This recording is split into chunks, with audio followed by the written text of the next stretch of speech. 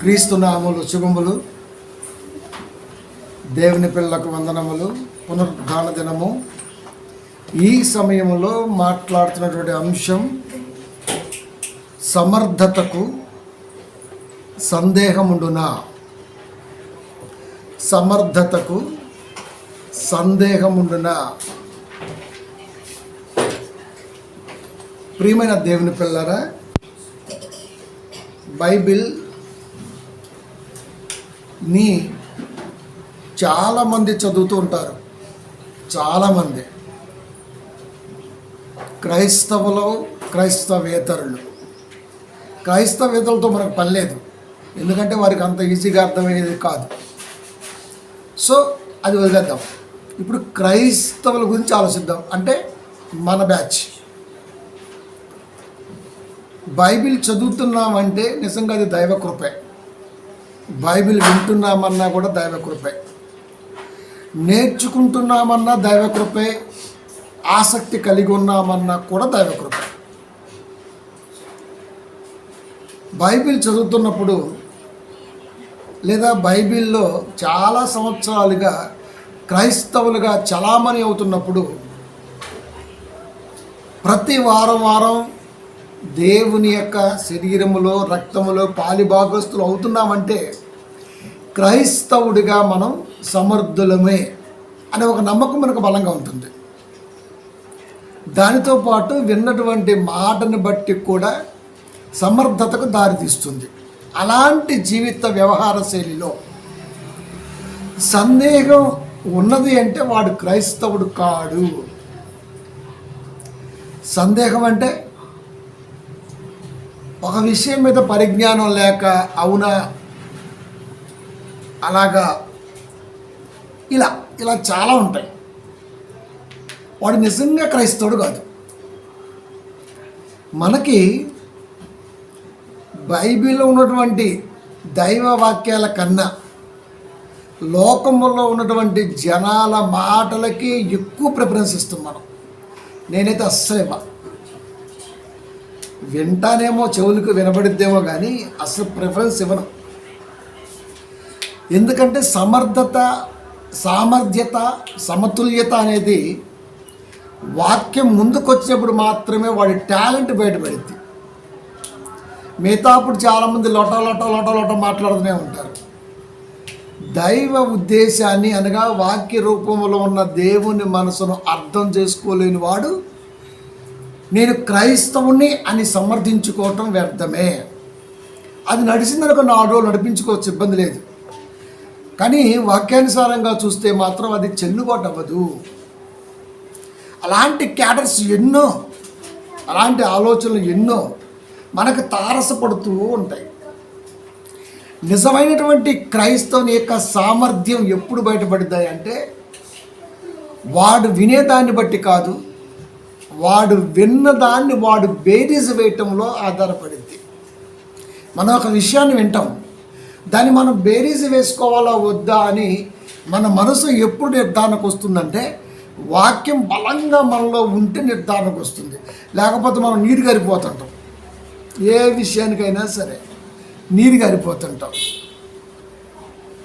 ఇప్పుడు వాక్యంలోకి వెళ్దాం, తర్వాత ఆలోచిద్దాం కొన్ని సంగతులు. యాకోబు గారు పత్రికను రాస్తూ, యాకోబు పత్రిక 1వ అధ్యాయం, యోహాను యాకోబులు ఉన్నారు కదా, వారు శిష్యులు. యాకోబు పత్రిక 1వ అధ్యాయము 6వ వచనం.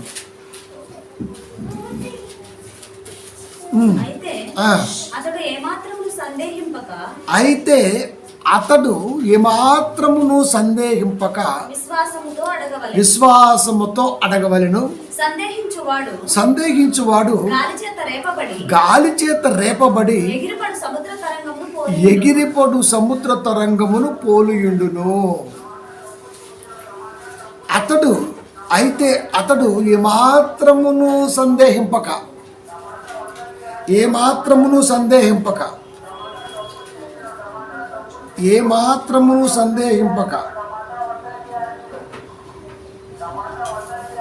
అంటే క్రైస్తవుడు అనేవాడు దేవుణ్ణి అడగటం అనేది ప్రార్థనా రూపంలో కనబడుతుంది. మనం ప్రార్థనలు అడుగుతాం దేవుణ్ణి మనం ప్రార్థన అడుగుతాం. ఏ మాత్రమును సందేహింపక అడగవలెను. నిజంగా దేవుడు నాకు ఇది దయచేస్తాడు అని నమ్మినటువంటి క్రైస్తవుడు ఏ మాత్రం కూడా సందేహింపక అడగాలి. ఒకవేళ సందేహించామే అనుకో, గాలి చేత రేపబడి లేదా కొట్టబడి ఎగిరిపడు సముద్ర తరంగమును పోలి ఉంటాడు. సముద్ర తరంగాలు వస్తున్నాయి అంటే గాలి కొడుతుంది అని చెప్పాడు. గాలి సముద్రాన్ని కొట్టడం వలనే ఒడ్డున ఉన్న నీకు సముద్ర తరంగం కనబడుతుంది. గాలే కొట్టకపోతే సముద్ర తరంగాలు కనబడవు. ఇది మనకు అర్థమైతే అవి వచ్చిపోతూ ఉంటాయి కాబట్టి వాటి వల్ల పెద్దగా నీకు ఏ యూజ్ ఏం కనబడదు. వస్తుంటే పోతుంటే అటు పంపించేది గాలి. ఇప్పుడు దేవుని అడిగేవాడు ఎవడైనా సరే సందేహించకుండా అడగాలి అన్నాడు. క్రైస్తవుడు దేవుణ్ణి సందేహించక అడుగుతాడా అంటే ఎవరైనా చెప్పే సమాధానం భూమి మీద, నేను దేవుణ్ణి ఏ మాత్రం కూడా సందేహించకుండా అడుగుతా. సందేహించిన దేవుని అడిగేటప్పుడు, ఎందుకంటే అది అతడు నాకు దయచేస్తాడు అనే ఒక నమ్మకం. దీన్ని ఎవరైనా సరే బాగా ఎక్స్పోజ్ చేస్తుంటారు. ఎవరైనా సరే నేను దేవుణ్ణి అడిగితే అది నాకు ఇవ్వకుండా పోడు, నాకు ఎన్నో ఇచ్చాడు అని ఎవరైనా చెప్తారు. అందుట్లో నువ్వు ఉండొచ్చు, నేను ఉండొచ్చు. నిజంగా అదే నిజమైతే ఆ విశ్వాసంలో ఉన్న బలం ఎంత, దాన్ని కాపాడుకోవటానికి వాక్యం పట్ల మనకున్న సామర్థ్యత ఎంత, వాక్యాన్ని అర్థం చేసుకోవటంలో మన మనసు యొక్క స్టామినా ఎంత, మనకి మనం పరీక్షించుకోవాలి. ఒక ఎగ్జాంపుల్ చెప్తాను. తెనాల్లో పాస్టర్ గారు ఉన్నారు. వయసు ఇంచుమించుకు ఒక 65-70 ఏళ్ళు ఉంటాయి, 65 ఏళ్ళు ఉంటాయి. సువార్తల్లో మనకు మాట కనబడుద్ది, నేను తండ్రి యొద్ద చూసిన సంగతులనే మీకు బోధిస్తున్నాను. పోనీ నేను నేర్చుకున్న సంగతులనే నేను మీకు బోధిస్తున్నాను. అది చదివి వాళ్ళ సంఘంలో ఏమని బోధిస్తున్నాడో తెలుసా? దేవుడే, యేసుక్రీస్తు వారు దేవుడే అయితే దేవుడు ఎక్కడైనా నేర్చుకుంటాడా అన్నాడు. యేసుక్రీస్తు వారు నిజంగా దేవుడే అయితే దేవుడు ఎక్కడైనా నేర్చుకుంటాడా? సందేహం వచ్చిందా రాలేదా? అంటే ఈ పసి బాలుడికి 60 ఏళ్ళు దాటితే శాదస్తం ఎక్కువైంది అంటాం కదా, అందుకే పసిబాలుడు అన్నారు. ఈ ముసలి పసిబాలుడికి కనీసం అర్థం చేసుకోవటం కూడా రాలా. యేసుక్రీస్తు వారు ఎందుకు అంతగా రిక్తత్వాన్ని మన ఎదుట చూపిస్తున్నాడో తెలుసా? మనిషి అన్నవాడు ఎప్పుడు కూడా రిక్తునిగానే ఉండాలి అని చెప్పడం కొరకు. క్రీస్తు దేవుడు దైవత్వాన్ని వదులుకొని నరుడుగా భూలోకానికి వచ్చి మనిషి బ్రతుకు కాలంలో మనిషి అన్నవాడు ఎలా ఉండాలో తను చేస్తూ నేర్పుతూ చూపిస్తూ అన్నటువంటి ఆ ప్రయాణంలో మాటది. అంటే నువ్వు నేర్చుకోవాలంటే నేర్పేవాళ్ళు కావాలి, గురువు. నువ్వు చూడాలంటే చూపించేవాడు కావాలి, గురువు. నువ్వు వినాలంటే వినిపించేవాడు కావాలి, గురువు. నువ్వు తినాలంటే తినిపించేవాడు కావాలి, గురువు. తల్లి అయి ఉండొచ్చు, చదువు చెప్పే టీచర్ అయి ఉండొచ్చు, వాక్యం చెప్పే కాపర్ అయి ఉండొచ్చు, ఎవరైనా అయి ఉండొచ్చు, గురువు మనకి. కనుక యేసుక్రీస్తు వారు మనిషి భూమి మీద బ్రతుకు కాలంలో ఖచ్చితంగా ఎవరో ఒకరు నేర్పాల్సిందే. ఆ ఎవరో ఒకరు స్థానమే తండ్రికి ఇచ్చాడు ఆయన. నేను తండ్రి యొద్ద చూసిన సంగతులే మీకు బోధిస్తున్నాను, తండ్రి యొద్ద నేర్చుకున్న సంగతులను నేను మీకు వివరిస్తున్నా అని. అంటే యేసుక్రీస్తు వారు ఎక్కడ చూశారు, ఎక్కడ విన్నారయ్యా, ఎక్కడ నేర్చుకున్నారయ్యా అంటే తండ్రి యొద్ద. ఎందుకు ఆ మాట చెప్పారయ్యా అంటే దేహములో ఉన్నాడు కనుక. ఇప్పుడు మనం దేహంలో ఉన్నాం, మనం నేర్చుకోవాలంటే, మనం చూడాలన్నా నేర్చుకోవాలన్నా మనకు గురువు కావాలి. లోకంలో ఎవరు ఏది నేర్పినా నేర్పకపోయినా దేవుడు తన పిల్లల కొరకు సమస్తాన్ని సంగ్రహించి బైబిల్లో వాక్య రూపంలో పెట్టాడు. దేవుడి దగ్గర నేర్చుకోవాలి అని చెప్పటం కొరకు ఆ పద ప్రయోగం చేశాడు యేసుక్రీస్తు వారు. అది ఆ సంఘంలో ఏం బోధిస్తుండో తెలుసా? దేవుడికి నేర్చుకోవాల్సిన అవసరం లేదు, దేవుడు ఎక్కడో చూడవలసిన అవసరం లేదు అని మాట్లాడుతున్నాడు.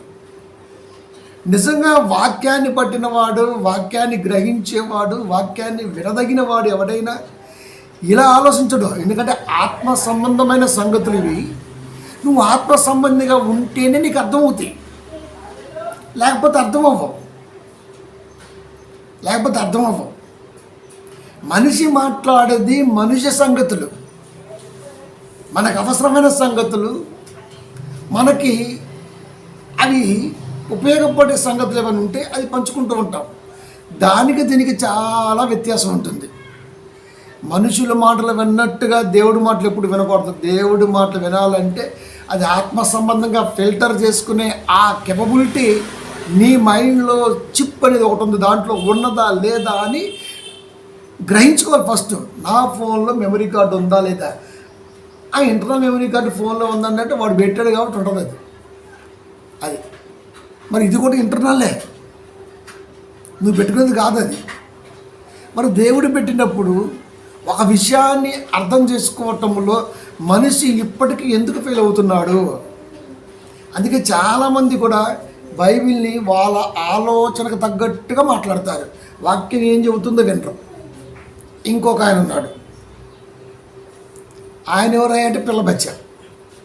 ఇప్పుడు రక్షణ గురించి యేసుక్రీస్తు వారు మాట్లాడుతున్నప్పుడు రక్షణ ఎవరికి కావాలన్నాడు. రక్షణ ఎవరికి కావాలి? రక్షణ క్రైస్తవులకు కావాలంట. అసలు క్రైస్తవుడు ఎవడు? క్రీస్తుని అనుసరించేవారు క్రైస్తవులు. మరి క్రీస్తుని అనుసరించిన వారు ఎవరు?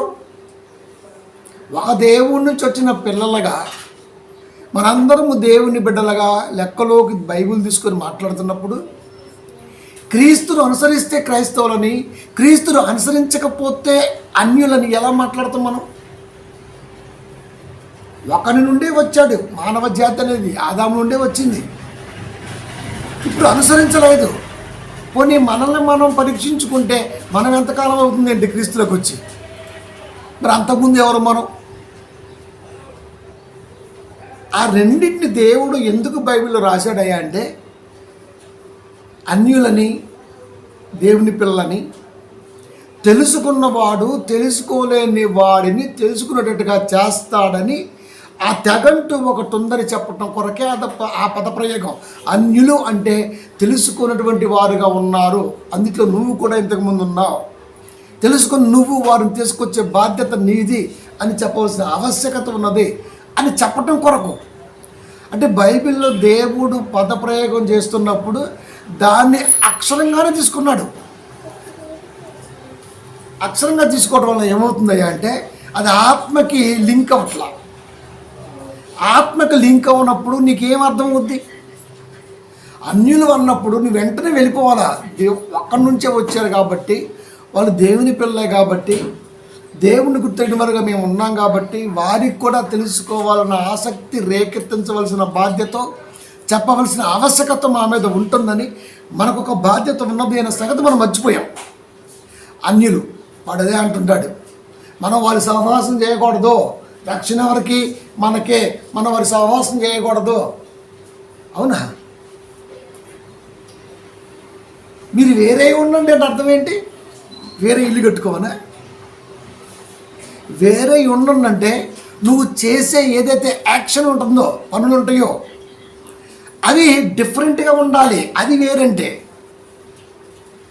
క్రైస్తవుడు చేసే పని క్రైస్తవేతరులకు డిఫరెంట్గా అనిపించాలి. వాళ్ళు రావాలి అంటే నువ్వు డిఫరెంట్ పొజిషన్లోనే ఉండాలి.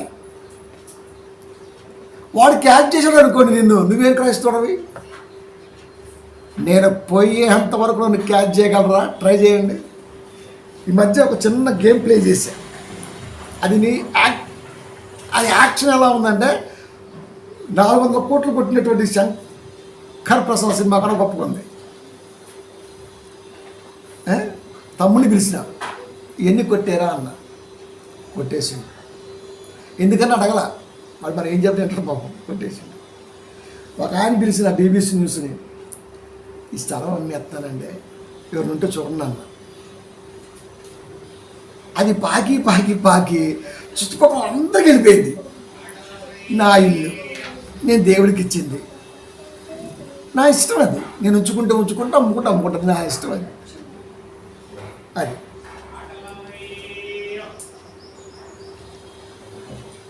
ఎవడు చెప్పలేంత జ్ఞానాన్ని సవాలుగా చెబుతుంటే ఈ మంచి అంత బయటికి. ఇది ఎప్పుడైతే వెళ్ళిందో ఆడు కారు కడుగుతుండో నన్ను అడిగిండు, అన్నా ఇది బాగా స్ప్రెడ్ అయిందన్నా అన్నాడు. అప్పుడు నేను ఒక మాట చెప్పిన, అన్నా చర్చికి ఎంతకాలం నుంచి పోతున్నాను, చాలా నుంచి పోతున్నాను అన్నాడు. ఒక చిన్న ప్రశ్న అడిగితే చెప్తావా అన్న. చెప్తానన్న. వృత్తి పత్రిక ఎవరు రాశారన్న? పౌలు గారు రాశారంట. పౌలు గారు కాదు రాసిందని చెప్పాను నేను. మీరు బాగా వినండి. కొరింథీ పత్రిక ఎవరు రాశారన్న? పౌలు గారు రాసిందంట. పౌలు గారు కాదు రాసిందన్న. మరి ఎవరు రాశారంట? ఎవరు రాశారు? మీ పాస్టర్ అనుకో అన్న. మళ్ళీ రెండో రోజు వచ్చిండు, అన్న పాస్టర్ అనుకున్నాను, పౌలు గారు రాసింది చెప్పిండన్నా అంట. ఒరే నీకు ఒకటి అర్థం కావట్లేదు. కొరింథీ పత్రిక దీన్ని చెప్తాను చూడండి అసలు ఎలా ఉన్నారో. కొరింథీ పత్రిక తీయండి. ఈ పత్రికను ఎవరు రాశారు?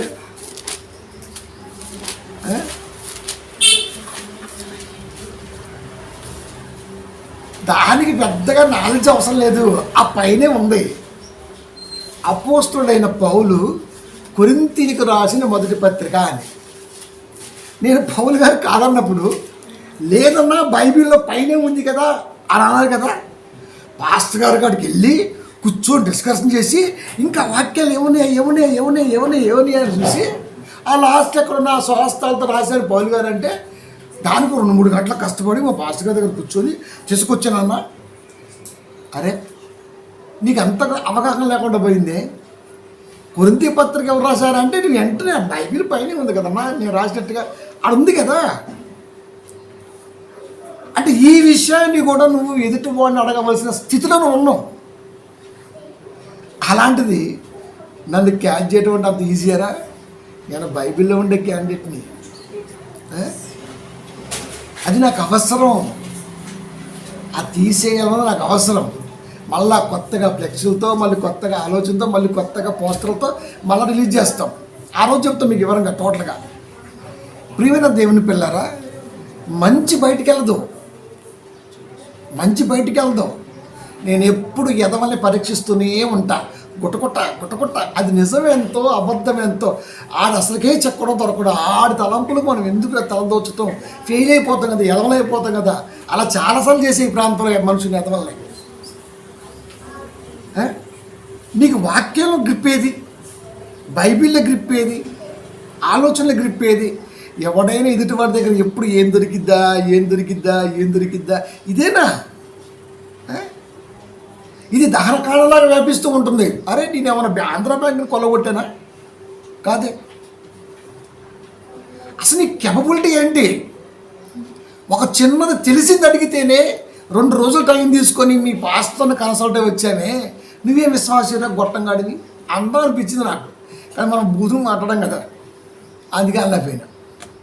పైనే ఉంది అపోస్తుడైన పౌలు కొరింథీయులకు రాసిన మొదటి పత్రిక. దీన్ని 1 సెకండ్ చెప్పొచ్చు, నాతో పాటు ఆన్సర్ చెప్పొచ్చు నిజంగా నువ్వు సమర్థుడు అయితే.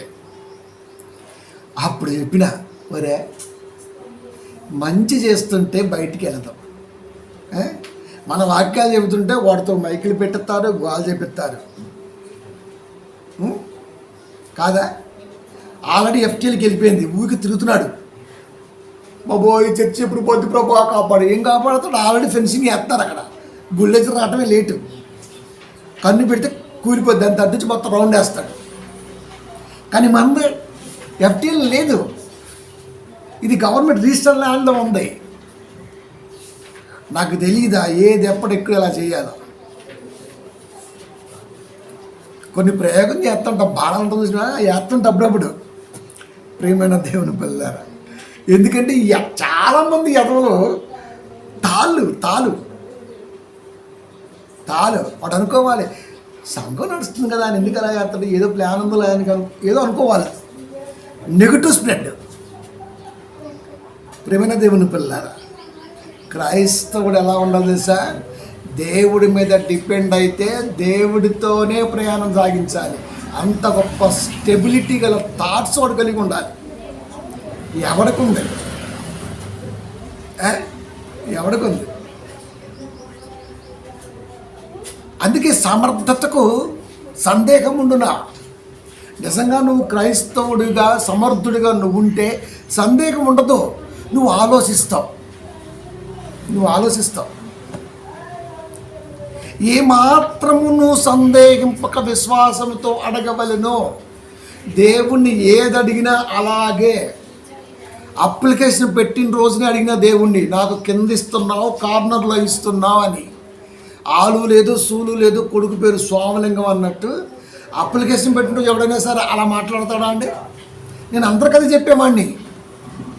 అందరికీ నాకు కింద వస్తుంది, కార్నర్లో వస్తుంది అని చెప్పేవాడిని. కింద వచ్చింది, కార్నర్లో వచ్చింది కాదా? ఇప్పటి వరకు సందేహించి దేవుళ్ళు ఒక్క అడుగు కూడా వేయలా. కాకపోతే ఘోరంగా పరీక్షకు మాత్రం తీసుకెళ్తాను. డైనాసర్రా ఇక్కడ చిన్న వాటికే ఒక ఈఎంఐ వాడేదో ఫోన్లో మాట్లాడి చెప్పేసి వాడిని ఈఎంఐ కట్టలేదు. వాడు వచ్చిండు ఆదివారం, మీరు చూశారు. నేను వాడికి మొఖం పెట్టి కొన్ని రూల్స్ మాట్లాడినా, స్లోగా మాట్లాడినా, అవి మీకు వినబడి ఉండవు. వాడు గట్టి కడుతుండు, మూసుకొని పోన్నా వాడు పోతుండు. ఈలోపు ఇటు నుంచి ఒక లమ్మడమ్మవుతుంది. జాతి కాదు అక్కడ, క్యారెక్టర్. కావాలని అడుగుతుంది అతన్ని, ఏంటని. ఆఫ్టర్ ఆల్ నేను కట్టేది 8,000 రూపీసే. నెలకు 70,000 రూపాయలు ఈఎంఐ కడతా నేను. ఆఫ్టర్ ఆల్ వాడికి కట్టేది 8,000. సరే వాడేదో అన్నానని వాడేదో వచ్చింది, పాపం వాడేదో అడుగుతుండు, వాడు అరుస్తుండు గట్టిగా. అవి కామన్, సహజంగా జరుగుతుంటాయి. ఈఎంఐ ఫోన్స్ అయితే కామన్. వీళ్ళకి ఎందుకండి? ఒక క్రైస్తవులకి ఎందుకు అంటే ఎంత లోఫర్ బుద్ధి మీరు చూడండి. వీళ్ళకి వాక్యాల మీద ఉండదు. ఎవడు ఆరిపోతుండా, ఎవడు ఆగమైపోతుండా, ఎవడు ఎదుగుతుండా. ఒరే నా ఎదుగుదలను ఆపే దమ్ముందా? రేపు నెక్స్ట్ మంత్లో నేను కుమార్ మీద బ్రాంజ్ అవుతున్నావు. నువ్వు ఇంకా 16 పాయింట్లు, 16 కాదు 5 పాయింట్లు అయితే 16 లెవెల్కి వచ్చావు. నువ్వు చూసుకో కావాలంటే 5 పాయింట్లతో 16 లెవెల్, 12 పోయి 16 వచ్చింది. నేను బ్రాంజ్ అవుతున్నా. నాకు కంపెనీ నుంచి భారీగా అమౌంట్ పడుతుంది. నాకు శాలరీ నుంచి రిఫండ్ అవుతుంది. రేపు సిల్వర్ అయ్యి అనుకున్న నెవరు రాపేది? ప్రియమైన దేవుని పిల్లరా, నేను దేవుడి మీద ఎంత డిపెండ్ అవుతానంటే మనుషుల్ని ఎలా పరీక్షిస్తానంటే అలా పరీక్షిస్తా. ఎందుకంటే విశ్వాస్యత ఎంత ఉంది. ఎటు చూసినా అందరి చేతిలో బైబిల్లే. చెప్తున్న మాటలు నిజం ఎంత ఉంది, దాన్ని ఎలా తీసుకోవచ్చు, పోనీ మనకి ఎందుకులే అనుకుంటామా? ఆహా, స్ప్రెడ్ అయిపోవద్దు. అది కడుపుబ్బరం ఆగదు మనకి. అమెరికాలో ఉన్న ఫోన్ చేసి అరుణ్ కుమార్ గారు అంట అని చెప్పేస్తుంటారు. ప్రియమైన దేవుని పిల్లరా, అంత ఈజీ అండి. ఎప్పుడు చెబుతుంటాను, నన్ను క్యాచ్ చేయాలంటే మళ్ళా నేనే అద్దం ముందు నిలబడాలి. అంతే. అంత ఈజీగా దొరికేస్తామా? క్యాచ్ అవుతామండి?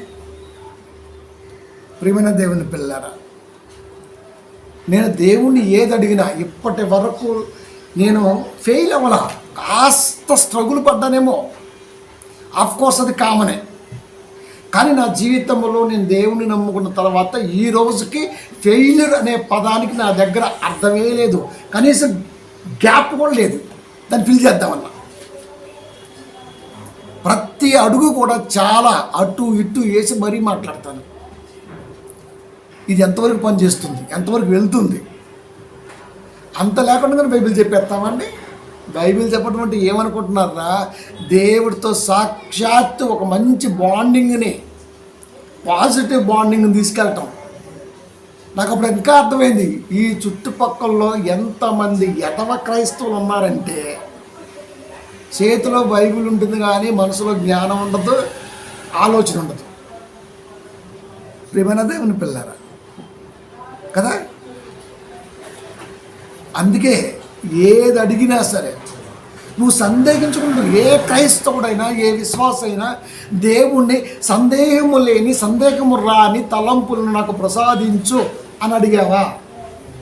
సందేహించకుండా దేన్నైనా అర్థం చేసుకునే ఓ మంచి మైండ్ సెట్ నాకు ఇవ్వయ్యా అని అడిగావా? ఏమీ అడగవా. అందుకే అసమర్థులుగానే ఉండిపోయావే తప్ప సమర్థులుగా లేము. అసమర్థులుగా ఉంటే అన్ని సందేహాలు వస్తుంటాయి. అది ఇప్పుడు ఇంకో మంచి మాట, మార్కు సువార్త 11:23.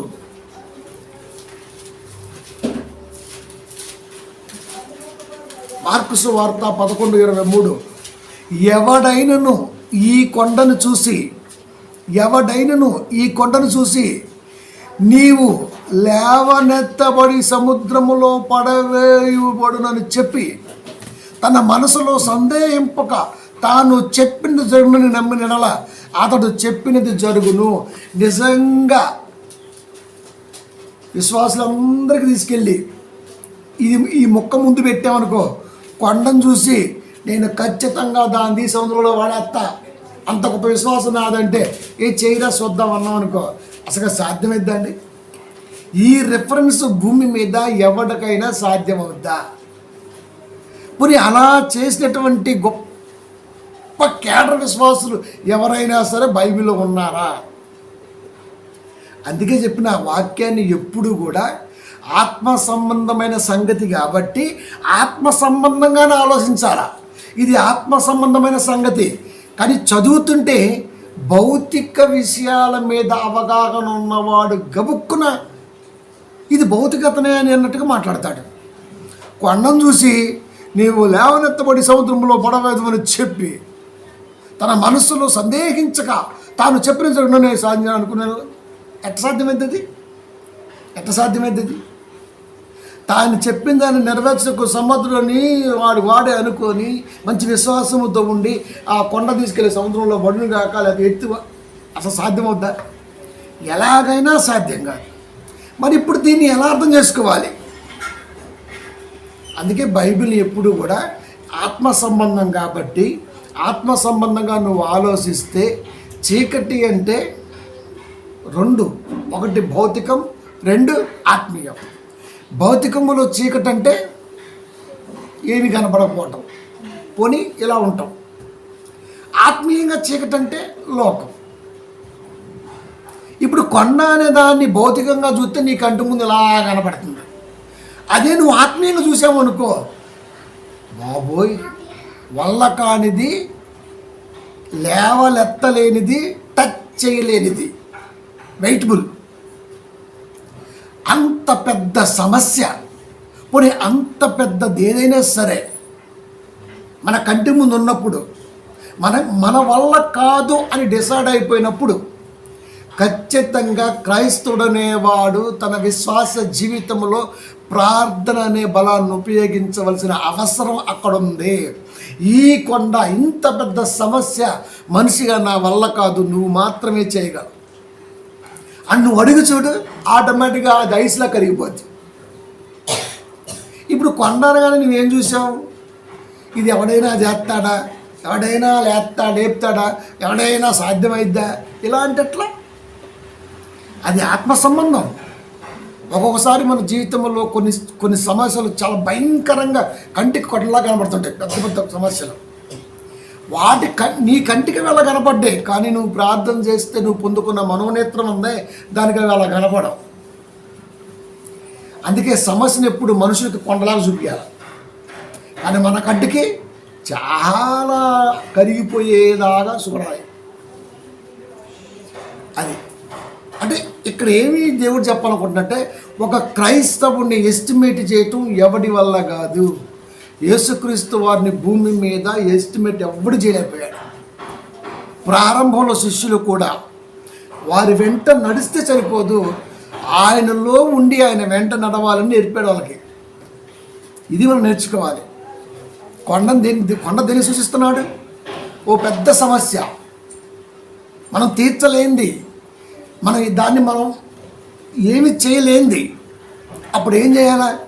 నిజంగా నువ్వు విశ్వాసమైతే, నిజంగా నువ్వు క్రైస్తవుడవైతే, నువ్వు నిజంగా దేవుణ్ణి నమ్ముకున్న బిడ్డవైతే, అది నాకు అసాధ్యమే, నువ్వు డిసైడ్ అయిన దాన్ని దేవుడి దగ్గర పెట్టి, కానీ నీవు నా యందు కనికరపడి సుసాధ్యము చేయి ప్రభువా, విశ్వాసంతో అడుగు, కరిగిపోద్దంతే. చిన్న చిన్న సమస్యలకి అవి బాబో అని కంగిరిపోతే ఎట్లా? నేను ఏ దానికి కృంగిపోను. ఎందుకంటే నాకు వస్తువుల మీద, మనుషుల మీద ప్రేమ ఉండొచ్చేమో కానీ వాక్యాన్ని మించిన ప్రేమ ఎప్పటికీ ఉండదు. అది ఒక వస్తువు పోతే దాని స్థానంలో 100 రెట్లు విలువ కలిగే వస్తువుని పెడతా. అది నాకున్నటువంటి కెపాసిటీ. ఒకటి ఏదన్నా కోల్పోతే దాని స్థానంలో మరొక దాన్ని పెడతా. అది నాకున్నటువంటి ఆలోచన. మనం ఏం చేస్తామంటే ఏదైనా పోయిందనుకోండి, దాని గురించి బాబోయ్ రంపాలు పెడుతుంటాం. అప్పుడు అనిపించింది నాకు, వీళ్ళు క్రైస్తవులు కాదు, క్రైస్తవ ముసుగులో ఉన్నటువంటి అవిశ్వాసులు. వీళ్ళకి బైబిల్ పట్టుకునే అర్హత కానీ, బైబిల్ని చెప్పే అర్హత కానీ వీళ్ళు ఎప్పటికీ పొందుకోరు అని అనిపించింది నాకు. సమస్యలు లేకపోతే థ్రిల్ ఏముంటుందండి? అమ్మగారు ఎప్పుడు అంటుంది, నీకు ఎప్పుడు సమస్యలే కావాలంటది. నాకు నా ఫ్రెండ్స్ అవి మీకు అర్థం అవ్వట్లేదు. ఒక ప్రాబ్లం ఈజ్ మై ఫ్రెండ్. ఒక ఫ్రెండ్తో తృప్తి పడను నేను, నా చుట్టూ ఫ్రెండ్స్ ఉండాలి, అప్పుడే నేను హ్యాపీగా ఉంటా. మన మైండ్ ఎప్పుడు షార్ప్గా ఉండాలంటే సమస్యలు కూడా అంత షార్ప్గా మనమే పెట్టుకోవాలి. ఏం లేవనుకోండి, ఇంకేముంటుందండి? దానికి పని ఏముంటుంది చెప్పండి? మైండ్కి పని కావాలి కదా. రేపు స్కూల్లో పిల్లలకి ఏం చెప్పాలో అన్న ఆలోచన టీచర్కి లేకపోతే వెళ్ళి ఆటోమేటిక్గా కాలు మీద కాలేసుకొని గుర్తు పెట్టేద్దరు పోద్ది. ఎవడో ఫోటో తీసి ఫేస్బుక్లో పెడతాడు, సస్పెండ్ అయిపోద్ది అంతే. రేపేదో చెప్పాలి, ఈరోజు ప్రాక్టీస్ అవ్వాలి, మనసులో ఉండాలి. టీచర్ అంటే ఎలా ఉండాలి? బోర్డు కాడికి వెళ్ళి పుస్తకం తీసి రాస్తా ఉంటే నవ్వుతారు పిల్లలు, అంతే. పుస్తకం తీసి అట్ట మడత రివర్స్ చేయాలి, టక రాసుకుంటూ పోతూ ఉండాలి. అబ్బా, అది నేర్పరితనం, అది నేర్పడతాను. ఏమి లేదనుకోండి, ఏం పని లేదనుకోండి, అంతే, కాలు మీద కాలేస్తావు అంతే. అప్పుడు ఎలా తిరుగుతుంది? క్రైస్తవుడనే వాడికి, క్రైస్తవేతరులకి సమస్యలు అనేవి కంటికి, భౌతికమైన ఈ కంటిలో ఒకేలా కనపడతాయి. కానీ క్రైస్తవుడు కాస్త ఆలోచించి చూస్తే ఆ సమస్య వెనకాతల నీ దేవుడు ఉన్నాడు, ఆయన తీరుస్తాడు. నువ్వు ప్రార్థన చేయి, అది సందేహించక ప్రార్థన చేయి. ప్రభు నా కంటికి ఇంత పెద్దగా కనబడుతుంది, పోయి మా కంటికి ఫ్యామిలీ అయితే మా కంటికి ఇంత పెద్దగా కనబడుతుంది, దయచేసి దాన్ని నేలమట్టం చేయి అని నువ్వు ప్రార్థన చేయి. నీ పనులు చేసుకో. ఊరికి కూర్చొని పెళ్ళి పనులు పెట్టుకొని అయిద్దా కాదా ఇంకంత పంటికంటే ఏం లాభం? నేను అలా ఉండను. ఏదైతే అదైద్ది, కానీ మనం చేసిన ప్రార్థన క్రియ జరుగుతున్నప్పుడు, అది పని చేస్తున్నప్పుడు నువ్వు మౌనంగానే ఉండాలి.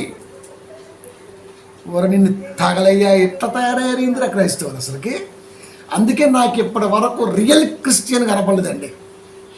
అది ఒక విషయాన్ని పరిపక్వమైన ఆలోచనలో బేరీజు వేసుకునే క్రైస్తవుడు కనపడలే. మళ్ళీ వీళ్ళ మొగాలకి ఆదివారం ప్రార్థనలు, శనివారం ప్రార్థనలు, బుధవారం ప్రార్థనలు, గృహకోడుకలు, తోటకూర కట్ట, ఇవన్నీ అవసరమా? అసలు లోపలే స్టెబిలిటీ లేదు, లోపలే ఆ విశ్వాసతను పసిగట్టే అది లేదు చిప్పు. ఇంక వీడికి ఎందుకంటే చర్చి మీరు చెప్పండి. అందుకే ఈరోజు అంశం ఏంటి? సమర్థతకు సందేహం ఉండునా. నిజంగా నువ్వు విశ్వాస సమర్థుడివే అయితే, ప్రార్థన సమర్థుడివే అయితే, వాక్యాన్ని నమ్మే సమర్థుడివే అయితే, సమర్థురాలివే అయితే, అసలు నీకు సందేహం ఎందుకు? బియ్యం పుచ్చిపోతుంది అని పొట్టా పుట్టేస్తున్నారు. నిజం. ఆల్రెడీ ఎఫ్సిఐ గోడంలో కోట్ల, ఇంకొక 200 ఏళ్ళకి బియ్యం ఉన్నాయి, ఇప్పటికే ఈ కుళ్ళు పెట్టిపోతున్నాయి పురుగులు బట్టి. ఇదండి విశ్వాసం. దేవుణ్ణి నమ్మటం అంటే మోకరించి ప్రార్థన చేసి ఉల్లిపాయ కొడుతుంటే వచ్చే కన్నీరు చుక్కలు కాదండి. మనం నడుస్తుంటే నా పక్కన ఆయన ఉన్నాడన్న భరోసా. అది అంతగా ఎవరైతే ఇమాజినేషన్ చేసుకుంటారో, ఆత్మీయ ఆలింగనం చేసుకుంటారో వాడు నిజమైన క్రైస్తవుడు. అలాంటి వాళ్ళు భూమి మీద ఉన్నారా అంటే జీరో. వాక్యం చెప్పట్లేదా? వాక్యం చెప్పట్లేదా? మళ్ళీ చదువుతాను చూడండి అన్నమాట. 11:23 మార్కు సువార్త. ఎవడైనా అర్థం ఏంటి? Anybody challenge. క్రైస్తవుడనేవాడు ఎవడైనా ఒక కొండను చూసి తన మనసులో ప్రార్థన చేసుకొని 2 చేతులు పెట్టి ఎత్తి పడేయగలడా? మీరు ఆలోచించండి. అదే రాశారు అక్కడ. అసాధ్యమేది అది.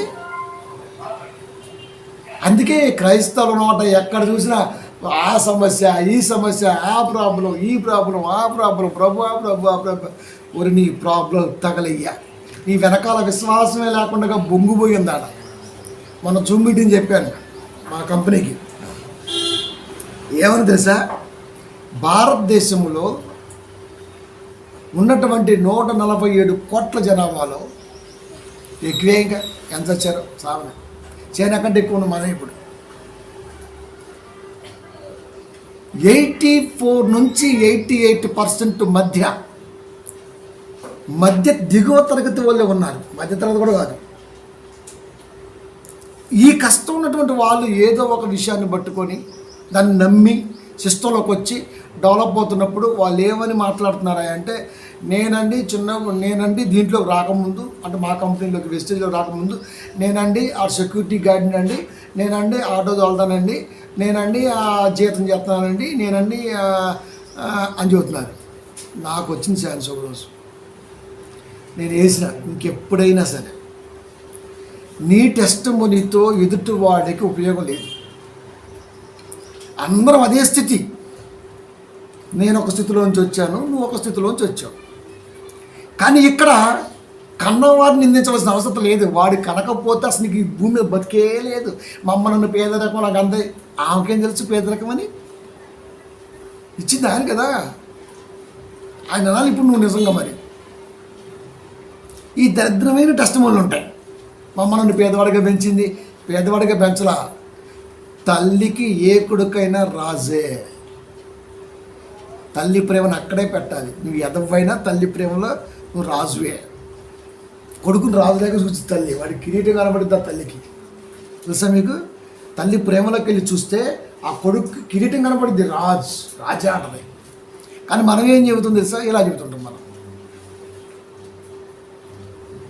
అప్పుడు వేసినా ఇంకా ఆ రోజు నుంచి ఎవరిని మాట్లాడదామంటే నేను ఉన్నా లేదని చెప్తారు ఫస్ట్ చూపులు. ఎందుకంటే ఎక్కడ వచ్చి మళ్ళీ ఎత్తడం అని భయం. అందరం వచ్చింది అదే పేదరికం నుంచి, అదే ఆలోచన నుంచి.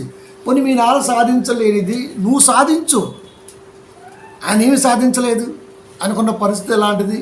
నువ్వు సాధించు. నేను సాధించిన దానికంటే నా పిల్లలు రేపు ఇంకొక స్టెప్ ఎక్కువ సాధిస్తారు. ఎందుకంటే వాళ్ళకున్నటువంటి ఆపర్చునిటీని అలా కల్పించా కాబట్టి. మా నాన్నను చదివించాడు కాబట్టి బైబిల్ చెప్పగలుగుతున్నా. మా నాన్న సాధించారా లేదా? సాధించాడు. నేను చదివిస్తున్నా కాబట్టి మన పిల్లలు ఒక స్టేజ్లో ఉంటారు.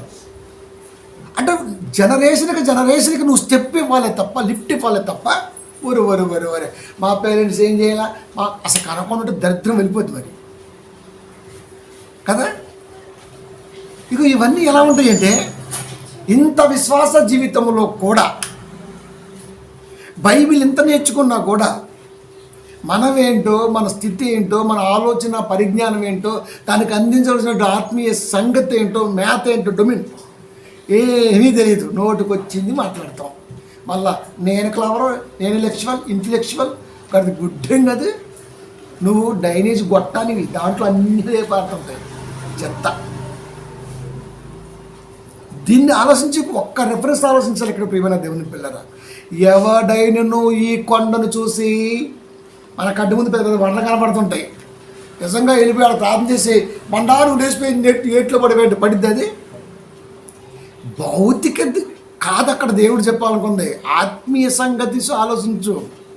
ఎంత పెద్ద సమస్య అయినా, కొండలాగా కనబడుతున్నా, నీ వల్ల కాదు అనిపిస్తున్నా, ఏ దారి లేక ఒక సాఫ్ట్వేర్ ఉద్యోగిని 18 ఏళ్ళ కొడుకు 19 ఏళ్ళ కొడుకు 17 ఏళ్ళ కూతురు నిన్నే అలా నడుస్తుంది, ఎదురు రైలిస్తే టక్కున ఎదురు వెళ్ళిపోయింది పిల్లల్ని తీసుకొని, పట్టం లేచిపోయారు అంతే. ఎందుకు పోయారో తల్లి అంటే ఏం తెలియదు. అంటే చిన్న సమస్య వచ్చి పోతారా, ఇవాళ లేదండి తినటానికి, అయితే ఏంటి ఆలోచింది కదా, రేపు చేద్దాం ఉంది కదా. త్రివిక్రమ్ శ్రీనివాస్ అదే చెప్పాడు, తెల్లారితే డబ్బుల్లో సునీల్ని అడిగాడంటే ఎంత మీరా అని, వాళ్ళతో ఫ్రెండ్స్ 23 రూపాయలు అంట తీయనంట, తీసినట్ట నడుచుకుంటూ బయటికి వెళ్ళి థమ్సప్ తాగారు 20 రూపాయలు పెట్టి, ఇంకెంత మిగిలిన 3 రూపాయలు. వాళ్ళు ఏం చేయలేరు. సునీల్ అడిగినట్టు అరే రేపు ఎట్టరా అంటే అప్పుడు చెప్పాడంట కూర్చోరా అని, రేపటి గురించి ఆలోచించాలంటే ఈరోజు నీ కాడ ఏమి ఉండకూడదని చెప్పాడంట. ఇవాళ 100 కోట్లు సంపాదించాడు. ఒక ఆలోచనలో ఇలా మెరుగుపెట్టాడు. వాడు లోకానుసారం, వాడికి ఇంత వాక్యాలు తెలీదు, కానీ వాళ్ళలో ఉన్నటువంటి అది దేవుడి బిడ్డే వాడు, కానీ దేవుని గుర్తెరిగిన బిడ్డగా ఉన్నాడు కాబట్టి అది పనిచేస్తుంది అది. కానీ క్రైస్తవుడికి వారం రోజుల పాటు వాక్యాలు చెప్పిన చిన్న సమస్యకు కూడా భూతద్దం పెట్టి మరీ చూస్తాడు వాడు. వీడేమి క్రైస్తవుడు, వీళ్ళేమి క్రైస్తవుడు, ఇలా ఎలా ఉంటారు, ఊరికి డల్ అయిపోయి కుక్కనయం కదండి మనకంటే. అలా ఉండకూడదు క్రైస్తవుడు అంటే సింహం, అది ఆకలేసినా సరే అలా ఉంటుంది, వేటాడి సాలిడ్గా తింటుంది తప్ప అలా ఇలా తింది అది. మనం అదే కదా, సమస్య లేనిది ఎవరికి ప్రియమైన దేవుని పిల్లారా. ఉంటే ఏమవుద్ది, సమస్య ఉంటే ఏమవుద్ది, దాని స్థానంలో మరొకటి పెట్టగలను అనే దమ్ము మన మనస్సాక్షిలో బలంగా ఉంటే సమస్య ఏం చేసిందండి, సమస్య ఏం చేసింది. నేను ఎంతమంది భరోసా చెప్పనా, మా టీంలో పొద్దున కానీ కాల్ చేశాడు, అన్నా నువ్వు సపోర్ట్ చేస్తున్నా బ్రాంజ్ అవుతున్నా, ఆల్రెడీ మనం ఒకరిని బ్రాంజ్ చేసాం, ఆడ హ్యాపీ సంతోషం ఫీల్ అవుతున్నాడు, మనిషికి నెలకు 15,000 సంపాదించి. ఇప్పుడు ఇంకొకటి ఫోన్ చేశాడు పొద్దున, అన్నా నువ్వు సపోర్ట్ చేస్తున్నా బ్రాంజ్ అవుతున్నా, నా పైన వాళ్ళకే సపోర్ట్ చేసి బ్రాంజులు చేస్తున్నా, సిల్వర్లు చేస్తున్నా, నా కిందలో చేసుకున్నా, టైం పట్టిద్ది అంతే.